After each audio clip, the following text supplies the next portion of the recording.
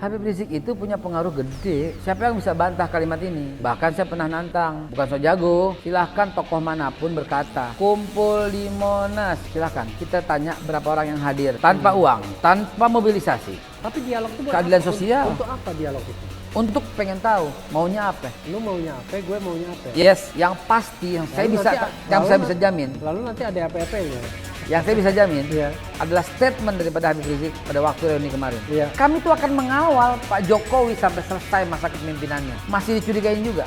Begitu juga kalau Anda ingin tahu siapa seorang Habib Rizik Syihab. Nggak usah lihat dari potongan-potongan orang dengan dia di mimbar. Datang, beliau menerima tamu semua. Nggak pernah dia batasin tamu. Mau Islam, Kristen, Hindu, Buddha, Protestan, Konghucu nggak pernah. Dan tanya orang-orang yang selama ini yang misalnya Anda belum pernah tanya. Tanya pendeta yang di tetangganya itu kayak apa. Tanya murid-murid di gereja Bethel yang dekat rumahnya itu kayak apa.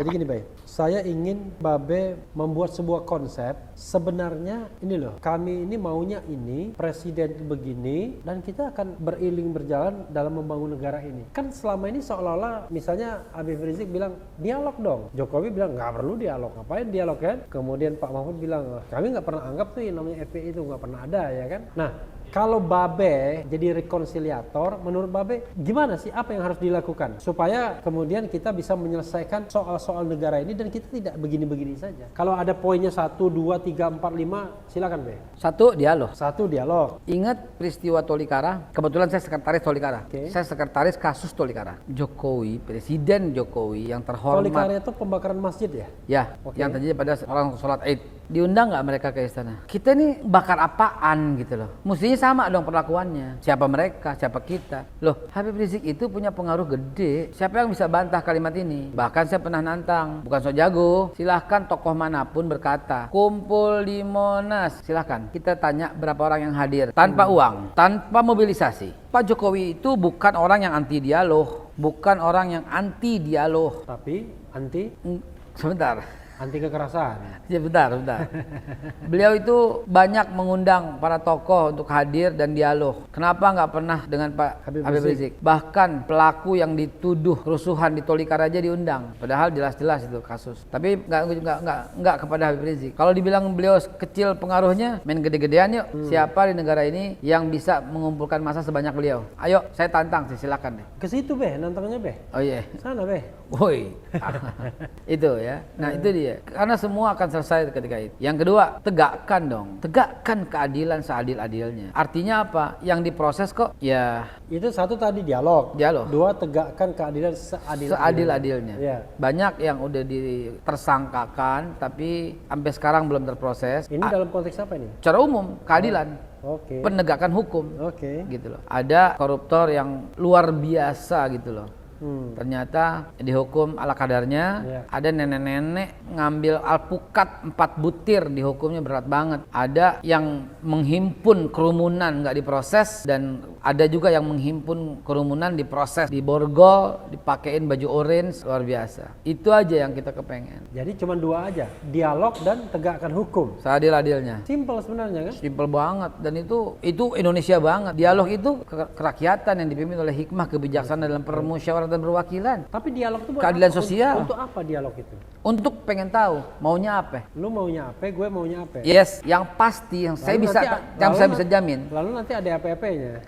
Yang saya bisa jamin Iya. adalah statement daripada Habib Rizik pada waktu reuni kemarin. Iya. Kami tuh akan mengawal Pak Jokowi sampai selesai masa kepemimpinannya. Masih dicurigain juga.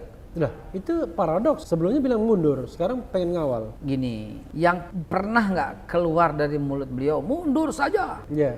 Pernah? Dari mana kalimat itu? Itulah pentingnya dialog. Jadi tadi kan 5 kan Bung Raffi ngajak mintanya. Iya. 1 dialog, Iya. 2 tegakkan keadilan adil-adilnya. 2 aja. Kan 5 tadi permintaannya. Oh, 3? Yang ketiga dialog. Dialog. 4 tegak Dialog. keadilan. Oh, dialog lagi. Kelima dialog. Dialog. Sesuai dengan bangsa.